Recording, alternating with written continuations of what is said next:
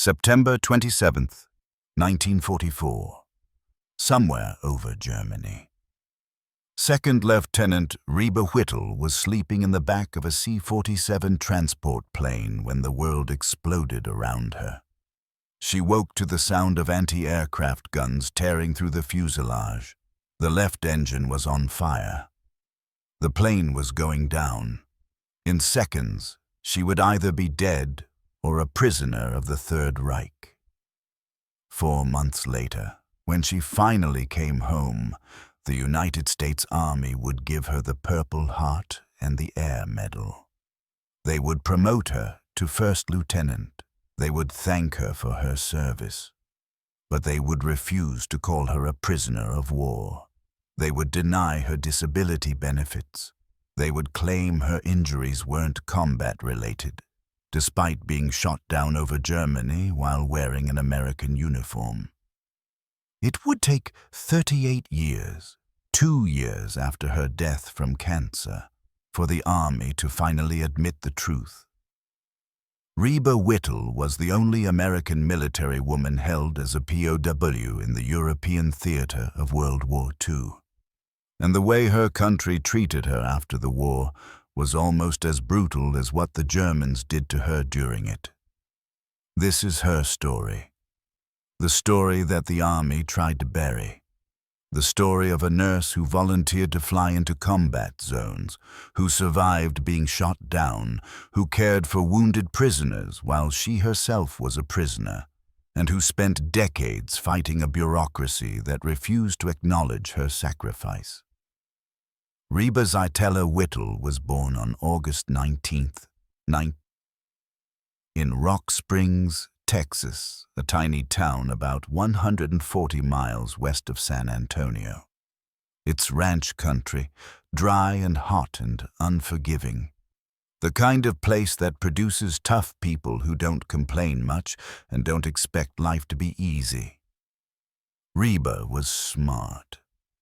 She graduated from Rock Springs High School in 1937 and enrolled at North Texas State Teachers College in Denton in 1938.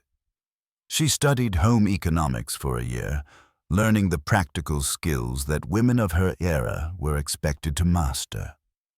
Cooking, sewing, household management. The curriculum assumed she would marry, have children, and manage a home. But Reba wanted more than that. She wanted a profession. She wanted to help people. She wanted to be a nurse. In 1939, she left North Texas State and enrolled in the Medical and Surgical Memorial Hospital School of Nursing in San Antonio. It was one of the best nursing schools in Texas, with rigorous academic requirements and demanding clinical rotations. Students worked long hours in the hospital, learning to care for patients with everything from routine illnesses to traumatic injuries. Reba excelled. She was diligent, compassionate, and unflappable under pressure. The instructors noticed. This young woman from Rock Springs had something special. She could think clearly in emergencies. She could comfort frightened patients. She could work long shifts without complaining. In May 1941, Reba graduated from nursing school. She was 21 years old, newly qualified, and ready to start her career.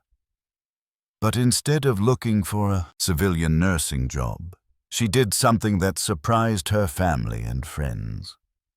She applied to join the United States Army Nurse Corps. America wasn't at war yet. That wouldn't happen until December 1941, after Pearl Harbor. But everyone could see war was coming. Germany had conquered most of Europe. Japan was aggressive in Asia. America was building up its military, preparing for the conflict everyone knew was inevitable. The Army needed nurses, thousands of them. They were expanding medical facilities at military bases across the country. They needed trained professionals who could handle the casualties that war would inevitably produce. On June the 10th, 1941, Reba reported to Fort Sam Houston in San Antonio for her Army induction physical. She stood 5 feet 7 inches tall. The medical examiner weighed her. 117 pounds. The examiner frowned. "You're underweight, Miss Whittle. The minimum weight for your height is 124 pounds. I can't clear you for military service." Reba had come too far to be turned away for being 7 pounds too light. She had her college education. She had her nursing diploma. She had the skills the Army needed. 7 pounds shouldn't matter. The examiner reviewed her file. The college education helped. The excellent grades from nursing school helped. Finally, he made a decision. "I'm going to give you a waiver for the weight requirement based on your educational qualifications. But you need to gain weight. Go home, rest, eat, come back in a few weeks." Reba did exactly that. She went home to Rock Springs. Her family fed her. She rested. She came back to Fort Sam Houston and was officially commissioned as a second lieutenant in the Army Nurse Corps on June 10, 1941. 6 months before Pearl Harbor, Reba Whittle became a military officer. For the next 2 years, Lieutenant Whittle served as a general duty ward nurse at Army hospitals stateside. First at the Kirtland Air Force Base Station Hospital in Albuquerque, New Mexico. Then at Mather Field in Sacramento, California. She cared for soldiers with routine medical problems, broken bones, pneumonia, appendicitis, the normal work of a military hospital in peacetime. But America was at war now. Pearl Harbor had happened. Young men were dying in North Africa, in the Pacific, in the skies over Europe. The Army was learning hard lessons about battlefield medicine. Wounded soldiers needed treatment as quickly as possible.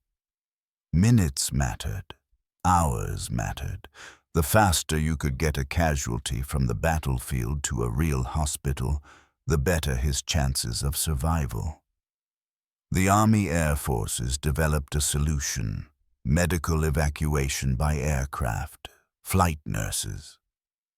The concept was new and untested. Put a trained nurse on a transport plane, fly to the front lines, load wounded soldiers onto the aircraft. The nurse would provide medical care during the flight back to rear area hospitals where surgeons could perform complex procedures. It was dangerous. The planes flew into combat zones. They could be shot down. They operated in all weather conditions. The nurses would be alone with patients. No doctors on board, making life or death medical decisions at 10,000 feet while the plane bounced through turbulence. In August 1943, the Army Air Forces School of Air Evacuation accepted Reba Whittle for flight nurse training. On September 23, 1943, Reba reported to Bowman Field in Kentucky for 6 weeks of intensive training. The program was designed to make nurses largely self-sufficient during flights. They learned to treat pain, bleeding, shock, and respiratory problems without physician supervision. They learned the unique challenges of providing medical care in an aircraft. How altitude affects wounds, how to secure patients during turbulence, how to work in cramped spaces with limited supplies. But the training wasn't just medical. The instructors wanted to know if these nurses could handle the physical and mental stress of combat aviation. The training included calisthenics, long hikes with full packs, camping in the field, guard duty, obstacle courses, and crawling under barbed wire with live machine gun fire overhead. Most of the nurses had never done anything like this. They were educated women from middle-class families, trained to work in clean, well-lit hospitals. Now they were low-crawling through mud while bullets cracked overhead. Some washed out. The physical demands were too much. The stress was too much. They went back to regular nursing duties with no shame. Flight nursing wasn't for everyone. Reba Whittle graduated with distinction on November 26, 1943. She had earned her flight nurse wings. Now she was going to war. On January 22, 1944, Reba boarded the RMS Queen Mary with 25 other flight nurses from the 813th Medical Air Evacuation Transport Squadron. The Queen Mary, once the world's most luxurious ocean liner, had been converted into a troop transport. Thousands of soldiers packed into every available space, sleeping in shifts, eating in shifts, waiting for the submarine-infested crossing to end. They arrived in England on January the 28th. The 813th MAS was initially based at RAF Balderton in Nottinghamshire, then moved to RAF Grove in Oxfordshire. These were staging areas for the massive Allied build-up before D-Day. Reba's job was straightforward but terrifying. The squadron's Douglas C-47 Skytrains would fly to forward airfields in France or Belgium. Sometimes they carried supplies or troops on the outward leg. On the return trip, they carried wounded. Reba would be the only medical professional on board, responsible for keeping 20 to 30 wounded men alive during the flight back to England. Some wounds were manageable. Broken bones, shrapnel wounds, burns. She could stabilize those patients, keep them comfortable, monitor their vital signs. Other wounds were catastrophic. Men missing limbs, men with penetrating head injuries, men whose intestines had been ripped open by shell fragments. Men who were bleeding internally and wouldn't survive the flight no matter what she did.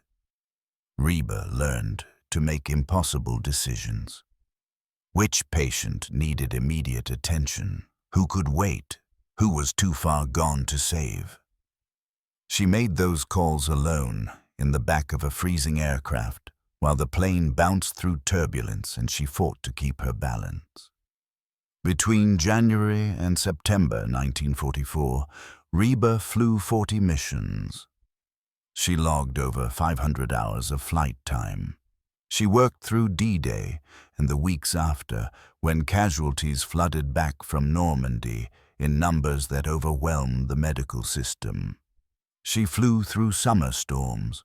She flew through enemy fire. She flew when she was exhausted, when she was sick, when every part of her body ached. But she kept flying. Soldiers needed her. That was enough. In August 1944, during a brief leave, Reba met Lieutenant Colonel Stanley Tobiason, a pilot stationed in England. It wasn't love at first sight. It was something better. Two people who understood the war, who understood the pressure, who found comfort in each other's company. They started dating when their schedules allowed. Snatched hours between missions, dinner at a pub near the base, walks through the English countryside. They talked about the future, about what they would do when the war ended. They talked about getting married. By September, they were engaged. Stanley gave her a ring. They made plans. On September the 28th, 1944, they would meet in London. They would go shopping for a wedding ring. They would set a date. September 28th. Reba looked forward to it. One day off. One day to be a bride-to-be instead of a flight nurse. One day to think about the future instead of the war. But first, she had to fly one more mission. September 27th, 1944. RAF Grove, Oxfordshire. Reba reported for duty and received her briefing. Routine medical evacuation flight to Advanced Landing Ground A92 at St. Trond, Belgium. The airfield had just been liberated. American forces were pushing toward Germany. Casualties were piling up. A C-47 would fly to St. Trond, pick up wounded soldiers, and fly them back to England for treatment. The aircraft, a Douglas C-47B with serial number 4348395, would carry a crew of 4 plus Reba and her surgical technician, Tech 3 Jonathan Hill. The pilot was Lieutenant Forbes. The co-pilot was Lieutenant Bonzer. The crew chief was Sergeant Parker. Because the aircraft would be carrying supplies on the outward leg and wouldn't have patients on board until the return trip, it wasn't marked with red crosses. It was just another olive-drab C-47, indistinguishable from the thousands of other transport planes flying over Europe. They took off mid-morning and headed southeast toward Belgium. Reba settled into the cargo area in the back of the plane. There wasn't much for her to do until they picked up patients. She reviewed her medical supplies, checked her equipment, then she found a relatively comfortable spot and tried to rest. She would need her energy for the flight home. She dozed off, lulled by the drone of the engines. Reba woke to explosions. Anti-aircraft fire was hammering the plane. Shells burst around them, shrapnel tearing through the thin aluminum skin of the fuselage. The left engine was on fire, flames streaming back from the cowling. The plane lurched violently. Reba was thrown against the side of the cargo compartment. She heard screaming. Jonathan Hill, her surgical tech, was hit. Blood was spreading across his leg. Through the small window, Reba could see the ground rushing up. They were going down, fast. The C-47 had flown off course. Instead of heading to St. Trond, Belgium, they had strayed 43 miles north over Aachen, Germany, one of the most heavily defended cities in the Third Reich. Aachen sat right on the German border with Belgium. It was the first major German city in the path of the Allied advance. The Germans were defending it with everything they had. Anti-aircraft batteries ringed the city. Fighter units were based nearby, and an unmarked C-47 had just flown straight over it at low altitude. The German gunners opened fire. Flak batteries sent shells screaming into the sky. The explosions walked across the sky toward the slow-moving transport. One shell burst near the left engine. Shrapnel tore through the wing, the engine, the fuel lines. The engine caught fire. The pilot struggled with the controls. They were losing altitude. They were going to crash. At approximately 1400 hours, the C-47 slammed into a field about 2.5 miles south of Aachen. The impact was brutal. The landing gear collapsed. The fuselage crumpled. The right wing snapped off. Metal screamed. Glass shattered. Then silence. Reba was alive. She was bleeding from a gash on her forehead. Her head was pounding. Concussion. She knew the symptoms, but she was conscious. She could move. She looked around. Jonathan Hill was badly wounded, bleeding heavily from his leg and arm. The co-pilot, Lieutenant Bonzer, was injured but moving. The crew chief, Sergeant Parker, was shaken but seemed okay. The pilot, Lieutenant Forbes, was either dead or dying. She couldn't reach him to check. The plane was burning. Fuel from the ruptured tanks was spreading. They had to get out. Now. Reba helped Jonathan Hill toward the emergency exit. Together, they stumbled out of the wreckage and collapsed on the ground, 50 yards from the burning plane. The survivors gathered together. 5 of them. 1 dead. All of them injured to some degree. And then German soldiers emerged from the trees. A squad of Wehrmacht infantry approached with weapons raised. They were cautious. The Americans might be armed, but Reba and the others were clearly in no condition to fight. No weapons, bleeding, in shock. The German soldiers herded them together and began marching them toward Aachen. Reba could barely walk. The concussion made her dizzy. Blood from the gash on her forehead kept running into her eyes. But the Germans kept them moving. They were taken to a house on the outskirts of Aachen and shoved into a dank cellar that smelled of mildew and decay. It looked, Reba would later write in her diary, very spooky. A German doctor came to examine them. He provided basic first aid, cleaning wounds, applying bandages, giving them water. He was professional, not cruel, but also not particularly sympathetic. These were enemy combatants who had been shot down while flying over Germany. Then they were taken to a brick house where several German officers sat behind a desk. Reba and the others stood in silence while the Germans stared at them with what Reba described as terrific glares. The Germans questioned them. Name, rank, serial number, unit. The Americans gave the information required by the Geneva Conventions and nothing more. But the Germans had a problem. What do we do with the woman?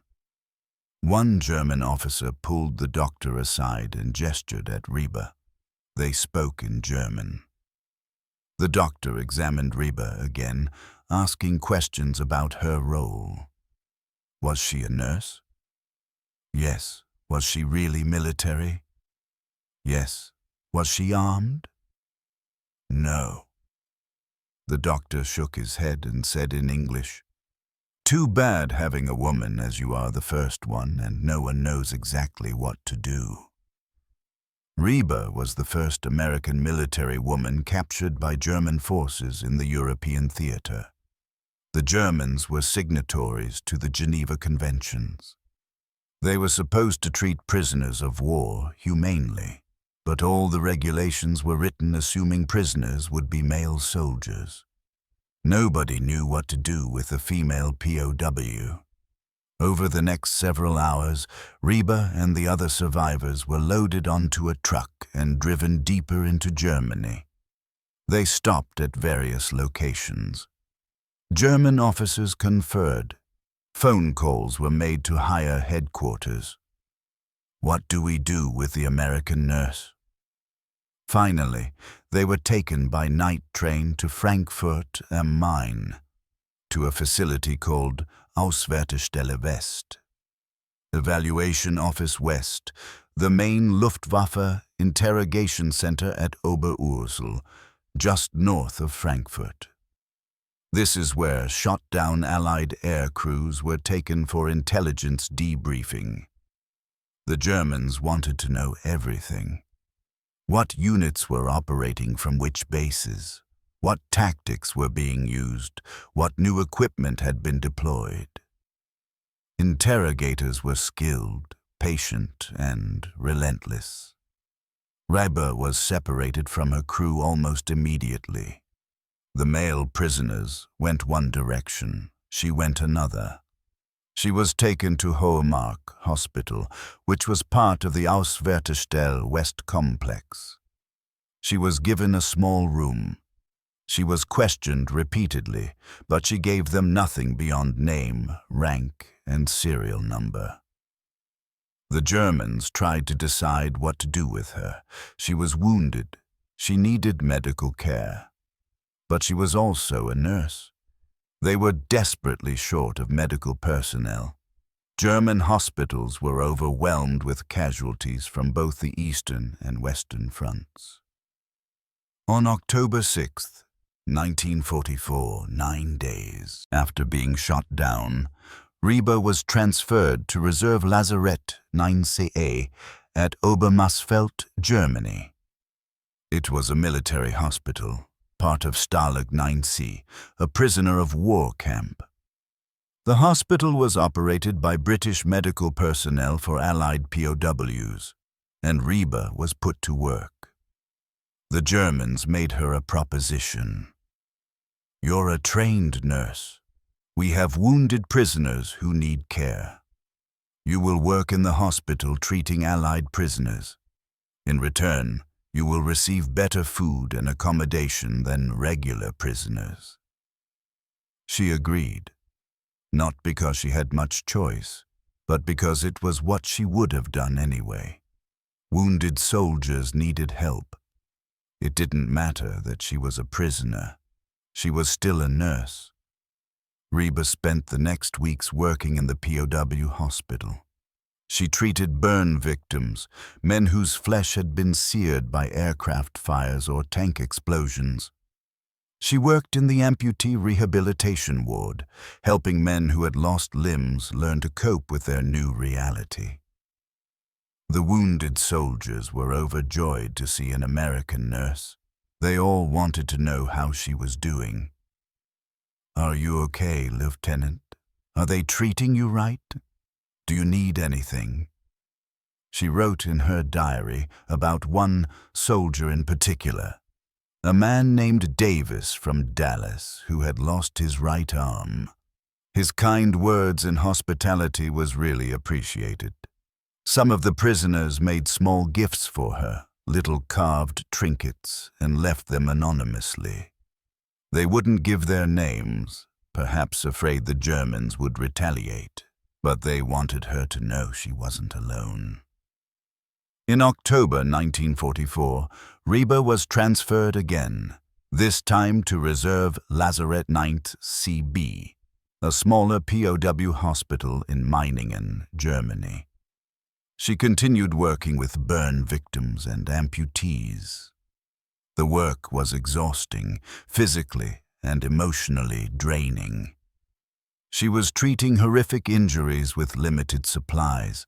Men died despite her best efforts, but she kept working. What else could she do? Meanwhile, back in England, Lieutenant Colonel Stanley Tobiasen was frantically trying to find her. On September the 28th, Stanley had arrived in London expecting to meet Reba. She never showed up.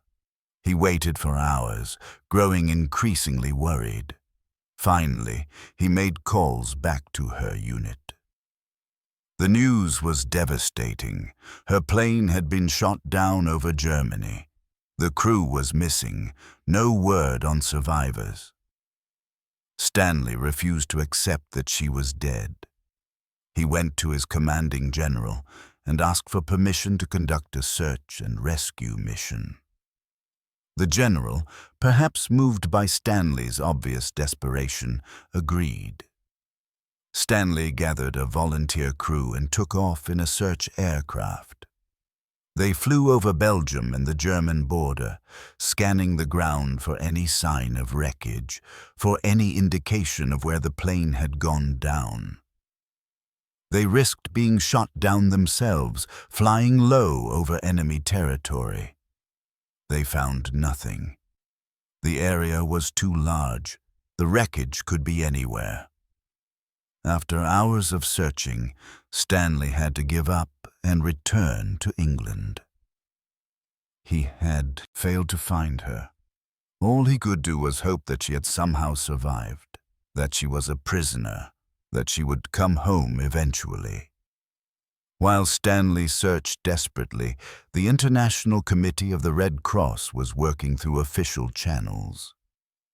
On October 10, 1944, Red Cross representatives notified the United States Department of State that Second Lieutenant Reba Whittle was being held as a prisoner of war at Stalag 9C in Germany. The State Department notified the War Department. The War Department notified Stanley Tobiasen. She was alive. She was a prisoner, but she was alive. Stanley clung to that knowledge. She was alive.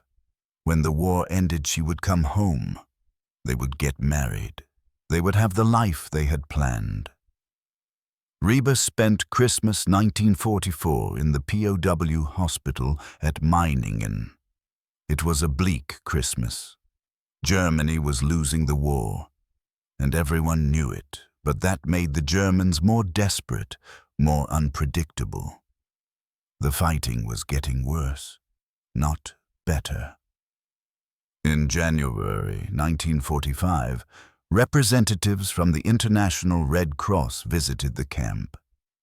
They told Reba that negotiations were underway for a prisoner exchange. Germany would release some POWs in exchange for German prisoners held by the Allies. Reba was on the list. She couldn't believe it. After 4 months in captivity, she might actually go home.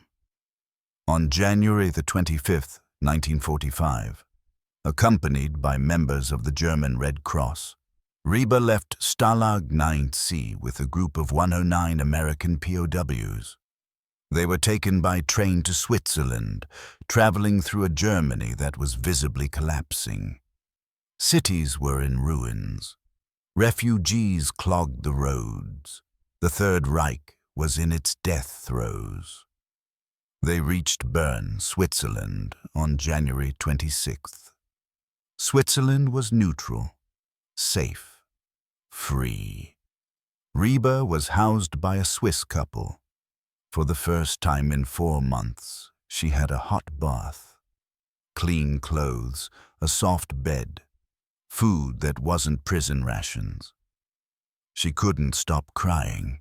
On February 2nd, 1945, Reba was repatriated along with the other 109 American POWs.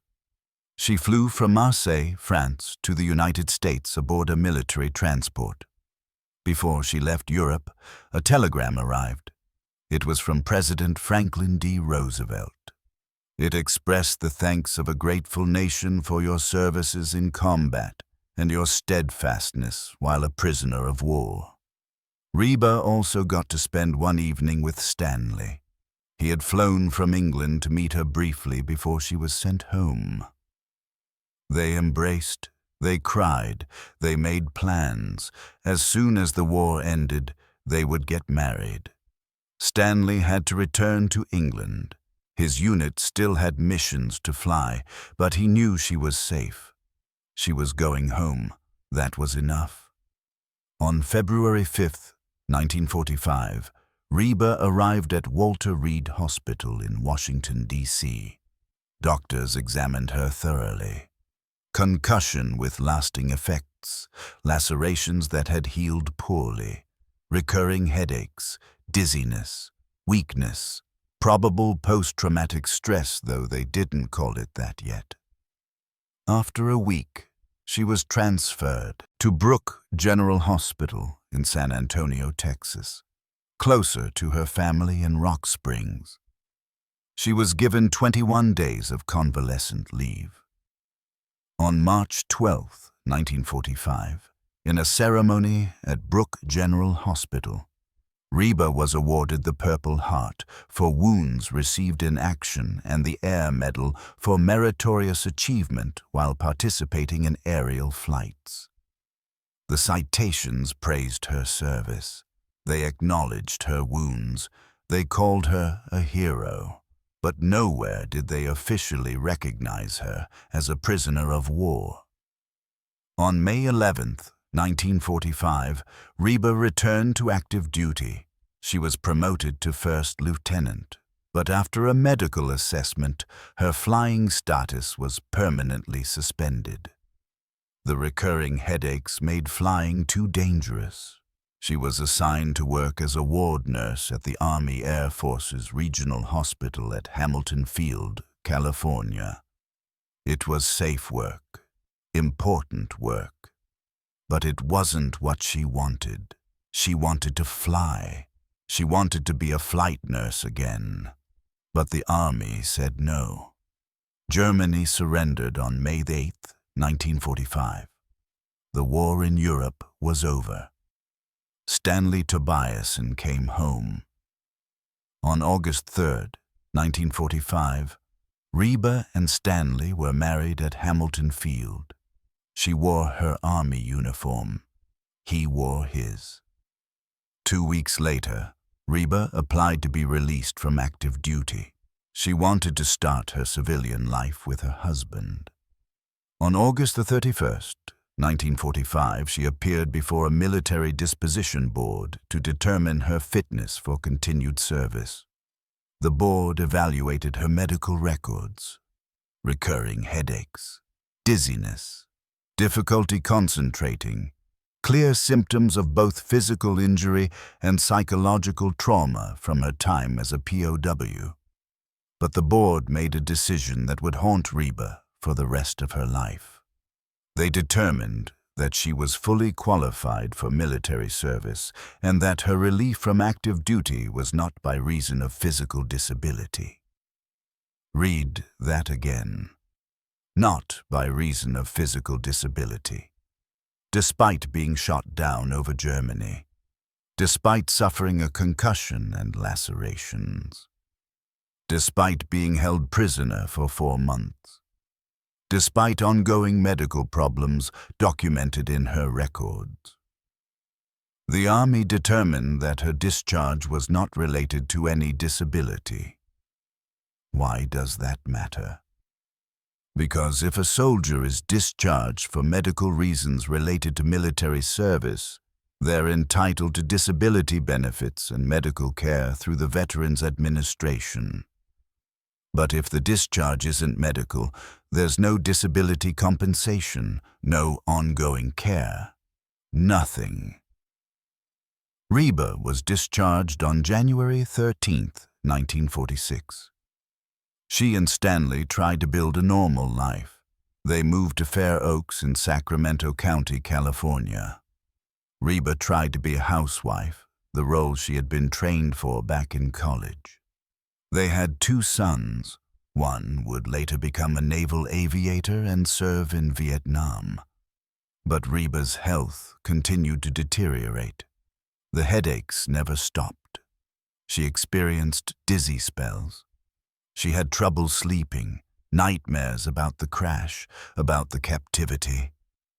Today we would recognize it as post-traumatic stress disorder and traumatic brain injury.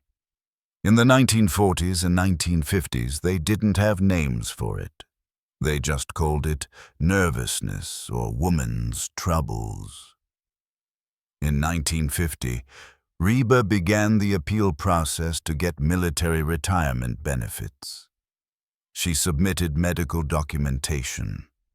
She provided testimony from doctors who had treated her. She explained that her ongoing health problems were directly related to being shot down and held prisoner. The Veterans Administration and the Army Physical Disability Appeal Board reviewed her case for 4 years. 4 years of paperwork, medical exams, appeals, denials, more appeals. Finally, in January 1954, the Army Physical Disability Appeal Board made a ruling. They agreed that she had been relieved from active duty by reason of physical disability. That was progress. It meant she was eligible for retirement pay benefits. But then they added a qualification that was stunning in its cruelty. Her disability was not combat incurred. Not combat incurred. She had been shot down by enemy fire while wearing an American uniform. She had been held prisoner by the enemy for 4 months. But her injuries were not combat incurred. Because of that determination, her retroactive pay was only calculated from the date she filed her appeal in 1950, not from the date of her discharge in 1946. The difference was enormous. She received $3,780 in back pay. After another review, they added $900. Had the pay been backdated to 1946, she would have received $13,760, equivalent to over $140,000 in today's money. In 1960, Reba appealed one more time, asking for the full amount of retroactive pay. The appeal was rejected. She never appealed again. She was tired. She was sick. And she had learned that fighting the military bureaucracy was futile. Stanley urged her to keep fighting, but Reba said no. Let it go. I just want to live my life. And she did, as best she could. She raised her sons. She dealt with the headaches, the dizziness, the memories that wouldn't fade. She never talked about her experiences as a POW, not even to her family. The Army had ordered her not to discuss her captivity, a standard wartime regulation to protect personnel still held by the enemy. She took that order seriously, even though the war had been over for decades. On January 26, 1981, exactly 36 years to the day after she was released from captivity in Switzerland, Reba Zitella Whittle Tobiasen died of cancer in Sacramento County, California. She was 61 years old. She was buried with full military honors at the San Francisco National Cemetery in the Presidio. The funeral was respectful. The honor guard was crisp. Taps was played. The flag was folded and presented to Stanley. But nowhere on her death certificate, nowhere in the official records, was she listed as a prisoner of war. Stanley Tobiasen was heartbroken and angry. His wife had served her country with distinction. She had volunteered for dangerous duty. She had been shot down and held prisoner. She had spent the rest of her life dealing with the consequences. And her country had never officially acknowledged what she endured. 2 years after Reba's death, in 1983, Stanley read an article in the Air Force Times. The Veterans Administration and Department of Defense were honoring female POWs from World War II. The article specifically mentioned the Army and Navy nurses who had been captured by the Japanese in the Philippines in 1942 and held until 1945. But the article stated that the government was unaware of any other American women who had been taken as prisoners of war during World War II. Stanley couldn't believe it. His wife had been a POW. The Army knew it. The Red Cross knew it. The Germans had held her in a prisoner of war camp. How could they not know?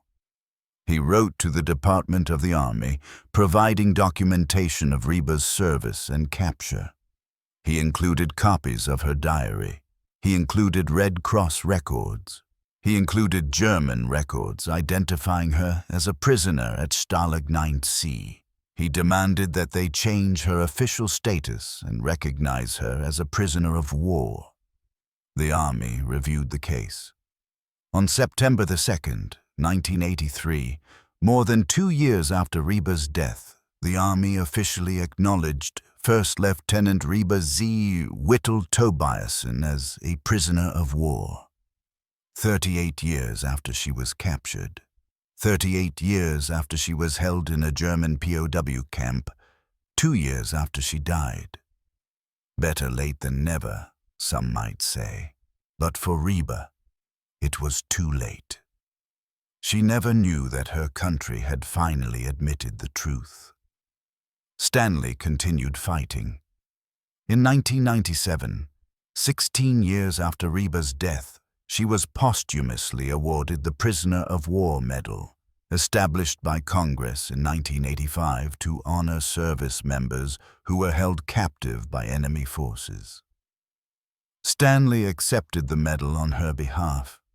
He was an old man by then, in his late 70s, but he had kept his promise to his wife.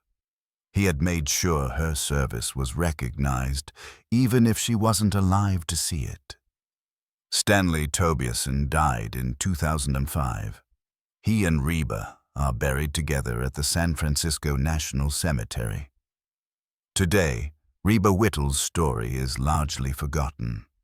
She's a footnote in military history, a trivia question. Who was the only American military woman held as a POW in the European theater during World War II? Most people don't know the answer. Most people have never heard of her, but they should. Because her story isn't just about one nurse in one war. It's about how we treat our veterans, especially women veterans, especially veterans whose service doesn't fit neatly into bureaucratic categories. Reba volunteered for dangerous duty. She flew 40 combat missions. She logged over 500 hours of flight time. She was shot down by enemy fire. She survived a plane crash. She was held prisoner for 4 months. She provided medical care to wounded prisoners while she herself was a prisoner. And when she came home, her government denied her benefits, claiming her injuries weren't combat-related. They refused to call her a POW for 38 years. They gave her a fraction of the compensation she deserved. Why? Partly bureaucratic incompetence.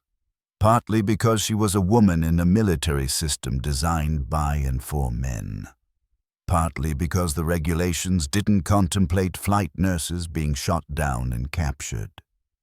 But mostly because the system failed her. The same system that asked her to volunteer for combat duty, that sent her into harm's way, that decorated her for her service, failed to take care of her when she needed help. Reba never became bitter. Her husband said she never complained about the treatment she received. She just wanted to live her life, raise her family, and move on from the war. But that doesn't mean the treatment was acceptable. It doesn't mean we should forget what happened to her. Reba Whittle's story matters because it shows the gap between how we honor veterans in public and how we treat them in private. We give them medals and parades. We thank them for their service. We call them heroes. And then we make them fight for years to get the benefits they earned. We question their injuries. We deny their claims. We make them prove over and over that they deserve our support. That's what happened to Reba Whittle. And it's still happening to veterans today, especially women veterans, especially veterans with invisible wounds like traumatic brain injury and PTSD. Reba's story is a reminder that we can do better. We must do better. She was a 24-year-old nurse who volunteered to fly into combat zones. She was shot down over enemy territory. She survived captivity. She came home and tried to rebuild her life.